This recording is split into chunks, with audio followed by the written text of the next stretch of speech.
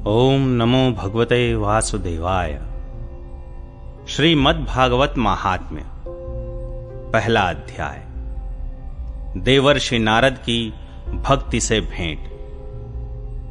सच्चिदानंद स्वरूप भगवान श्री कृष्ण को हम नमस्कार करते हैं, जो जगत की उत्पत्ति, स्थिति और विनाश के हेतु तथा आध्यात्मिक, आधिदैविक और आधि भौतिक तीनों प्रकार के तापों का नाश करने वाले हैं। जिस समय श्री शुकदेव जी का यज्ञोपवीत संस्कार भी नहीं हुआ था तथा लौकिक वैदिक कर्मों के अनुष्ठान का अवसर भी नहीं आया था, तभी उन्हें अकेले ही संन्यास लेने के लिए घर से जाते देखकर उनके पिता व्यास जी विरह से कातर होकर पुकारने लगे, बेटा बेटा तुम कहां जा रहे हो?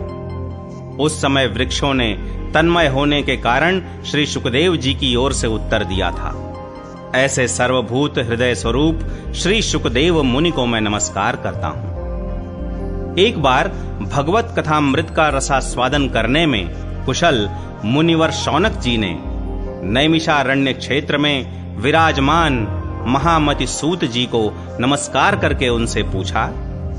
शौनक जी बोले, सूत जी, आपका ज्ञान अज्ञानांधकार को नष्ट करने के लिए करोड़ों सूर्यों के समान है। आप हमारे कानों के लिए रसायन, अमृत स्वरूप सार गर्भित कथा कहिए। भक्ति, ज्ञान और वैराग्य से प्राप्त होने वाले महान विवेक की वृद्धि किस प्रकार होती है तथा वैष्णव लोग किस तरह इस माया मोह से अपना पीछा छुड़ाते हैं। इस घोर कलिकाल में जीव प्रायः आसुरी स्वभाव के हो गए हैं। विविध क्लेशों से आक्रांत इन जीवों को शुद्ध दैवी शक्ति संपन्न बनाने का सर्वश्रेष्ठ उपाय क्या है? सूत जी, आप हमें कोई ऐसा शाश्वत साधन बताइए जो सबसे अधिक कल्याणकारी तथा पवित्र करने वालों में भी पवित्र हो तथा जो भगवान श्री कृष्ण की प्राप्ति करा दे। चिंतामणि केवल लौकिक सुख दे सकती है और कल्प वृक्ष अधिक से अधिक स्वर्गीय संपत्ति दे सकता है, परंतु गुरुदेव प्रसन्न होकर भगवान का योगी दुर्लभ नित्य वैकुंठ धाम दे देते हैं। सूत जी ने कहा, शौनक जी, तुम्हारे हृदय में भगवान का प्रेम है, इसलिए मैं विचार कर तुम्हें संपूर्ण सिद्धांतों का निष्कर्ष सुनाता हूं, जो जन्म मृत्यु के भय का नाश कर देता है, जो भक्ति के प्रवाह को बढ़ाता है और भगवान श्री कृष्ण की प्रसन्नता का प्रधान कारण है। मैं तुम्हें वह साधन बतलाता हूं, उसे सावधान होकर सुनो। श्री शुकदेव जी ने कलयुग में जीवों के काल रूपी सर्प के मुख का ग्रास होने के त्रास का आत्यंतिक नाश करने के लिए श्रीमद्भागवत शास्त्र का प्रवचन किया है। मन की शुद्धि के लिए इससे बढ़कर कोई साधन नहीं है। जब मनुष्य के जन्म जन्मांतर का पुण्य उदय होता है, तभी उसे इस भागवत शास्त्र की प्राप्ति होती है। जब शुकदेव जी राजा परीक्षित को यह कथा सुनाने के लिए सभा में विराजमान हुए, तब देवता लोग उनके पास अमृत का कलश लेकर आए। देवता अपना काम बनाने में बड़े कुशल होते हैं, अतः यहां भी सबने शुकदेव मुनि को नमस्कार करके कहा, आप यह अमृत लेकर बदले में हमें कथामृत का दान दीजिए। इस प्रकार परस्पर विनिमय हो जाने पर राजा परीक्षित अमृत का पान करें और हम सब श्रीमद्भागवत रूप अमृत का पान करेंगे। इस संसार में कहां कांच और कहां महामूल्य मणि तथा कहां सुधा और कहां कथा। श्री शुकदेव जी ने उस समय देवताओं की हंसी उड़ा दी। उन्हें भक्ति शून्य कथा का अनधिकारी जानकर कथामृत का दान नहीं किया। इस प्रकार यह श्रीमद्भागवत की कथा देवताओं को भी दुर्लभ है। पूर्व काल में श्रीमद्भागवत के श्रवण से ही राजा परीक्षित की मुक्ति देखकर ब्रह्मा जी को भी बड़ा आश्चर्य हुआ था। उन्होंने सत्यलोक में तराजू बांधकर सब साधनों को तौला। अन्य सभी साधन तौल में हल्के पड़ गए। अपने महत्व के कारण भागवत ही सबसे भारी रहा। यह देखकर सभी ऋषियों को बड़ा विस्मय हुआ। उन्होंने कलयुग में इस भगवत रूप भागवत शास्त्र को ही पढ़ने सुनने से तत्काल मोक्ष देने वाला निश्चय किया।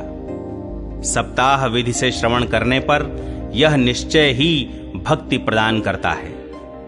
पूर्व काल में इसे दया परायण सनकादि ने देवर्षि नारद को सुनाया था।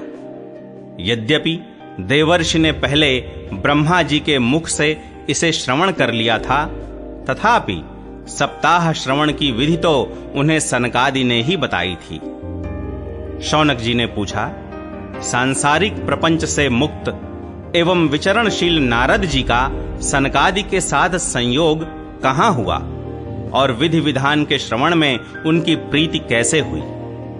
सूत जी ने कहा, अब मैं तुम्हें वह भक्ति पूर्ण कथानक सुनाता हूं जो श्री सुखदेव जी ने मुझे अपना अनन्य शिष्य जानकर एकांत में सुनाया था। एक दिन विशालापुरी में वे चारों निर्मल ऋषि सत्संग के लिए आए। वहां उन्होंने नारद जी को देखा। सनकादि ने पूछा, ब्रह्मन, आपका मुख उदास क्यों हो रहा है? आप चिंतातुर कैसे हैं? इतनी जल्दी जल्दी आप कहां जा रहे हैं और आपका आगमन कहां से हो रहा है?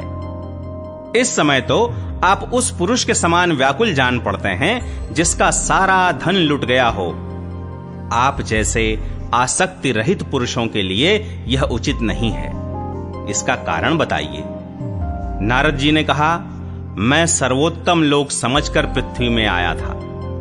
यहां पुष्कर, प्रयाग, काशी, गोदावरी, हरिद्वार, कुरुक्षेत्र, श्रीरंग और सेतुबंध आदि कई तीर्थों में मैं इधर उधर विचरता रहा, किंतु मुझे कहीं भी मन को संतोष देने वाली शांति नहीं मिली। इस समय अधर्म के सहायक कलयुग ने सारी पृथ्वी को पीड़ित कर रखा है। अब यहां सत्य, तप, शौच, दया, दान आदि कुछ भी नहीं है। बेचारे जीव केवल अपना पेट पालने में लगे हुए हैं। वे असत्यभाषी, आलसी, मंदबुद्धि, भाग्यहीन, उपद्रवग्रस्त हो गए हैं। जो साधु संत कहे जाते हैं वे पूरे पाखंडी हो गए हैं। देखने में तो वे विरक्त हैं, किंतु स्त्री धन आदि सभी का परिग्रह करते हैं। घरों में स्त्रियों का राज्य है। साले सलाहकार बने हुए हैं। लोभ से लोग कन्या विक्रय करते हैं और स्त्री पुरुषों में कलह मचा रहता है। महात्माओं के आश्रम, तीर्थ और नदियों पर यवनों का अधिकार हो गया है। उन दुष्टों ने बहुत से देवालय भी नष्ट कर दिए हैं। इस समय यहां न कोई योगी है, न सिद्ध है, न ज्ञानी है और न सत्कर्म करने वाला ही है। सारे साधन इस समय कलिरूप दावानल से जलकर भस्म हो गए हैं। इस कलयुग में सभी देशवासी बाजारों में अन्न बेचने लगे हैं। ब्राह्मण लोग पैसा लेकर वेद पढ़ाते हैं और स्त्रियां वेश्यावृत्ति से निर्वाह करने लगी हैं। इस तरह कलयुग के दोष देखता और पृथ्वी पर विचरता हुआ मैं यमुना जी के तट पर पहुंचा, जहां भगवान श्री कृष्ण की अनेकों लीलाएं हो चुकी हैं। मुनिवरों, सुनिए, वहां मैंने एक बड़ा आश्चर्य देखा। वहां एक युवती स्त्री खिन्न मन से बैठी थी। उसके पास दो वृद्ध पुरुष अचेत अवस्था में पड़े जोर जोर से सांस ले रहे थे। वह तरुणी उनकी सेवा करती हुई कभी उन्हें चेत कराने का प्रयत्न करती और कभी उनके आगे रोने लगती थी। वह अपने शरीर के रक्षक परमात्मा को दसों दिशाओं में देख रही थी। उसके चारों ओर सैकड़ों स्त्रियां उसे पंखा झल रही थीं और बार बार समझाती जाती थीं। दूर से यह सब चरित्र देखकर मैं कुतूहलवश उसके पास चला गया। मुझे देखकर वह युवती खड़ी हो गई और बड़ी व्याकुल होकर कहने लगी।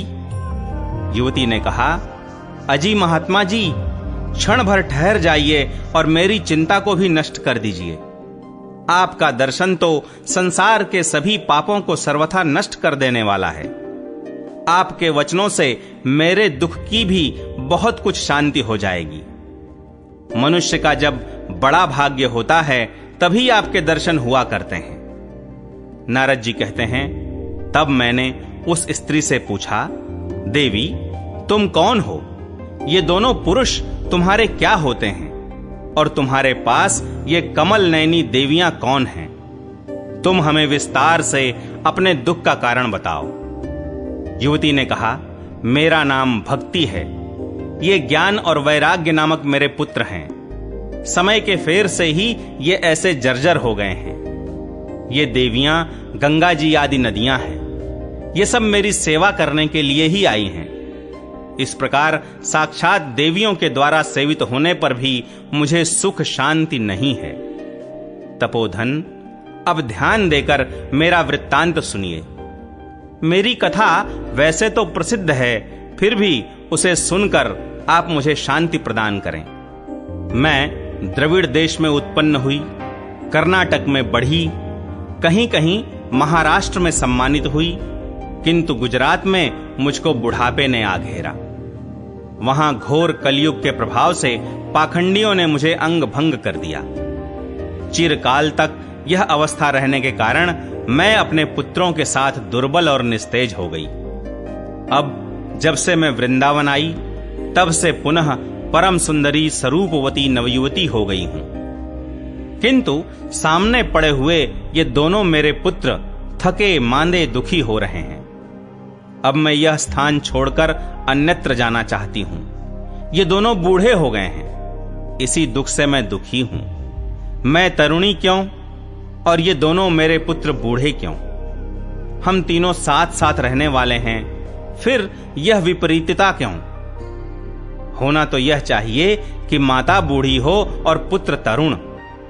इसी से मैं आश्चर्यचकित चित्त से अपनी इस अवस्था पर शोक करती रहती हूं। आप परम बुद्धिमान एवं योग निधि हैं। इसका क्या कारण हो सकता है, बताइए। नारद जी ने कहा, साध्वी, मैं अपने हृदय में ज्ञान दृष्टि से तुम्हारे संपूर्ण दुख का कारण देखता हूं। तुम्हें विषाद नहीं करना चाहिए। श्री हरि तुम्हारा कल्याण करेंगे। सूत जी कहते हैं, मुनिवर नारद जी ने एक क्षण में ही उसका कारण जानकर कहा। नारद जी ने कहा, देवी सावधान होकर सुनो, यह दारुण कलयुग है। इसी से इस समय सदाचार, योग मार्ग और तप आदि सभी लुप्त हो गए हैं। लोग शठता और दुष्कर्म में लगकर अघासुर बन रहे हैं।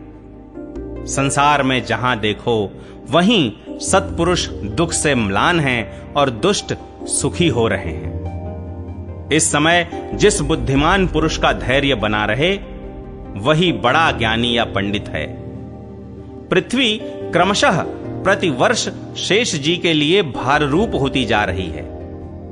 अब यह छूने योग्य तो क्या, देखने योग्य भी नहीं रह गई है और न इसमें कहीं मंगल ही दिखाई देता है।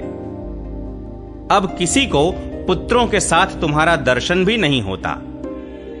विषयानुराग के कारण अंधे बने हुए जीवों से उपेक्षित होकर तुम जर्जर हो रही थी। वृंदावन के संयोग से तुम फिर नवीन तरुणी हो गई हो।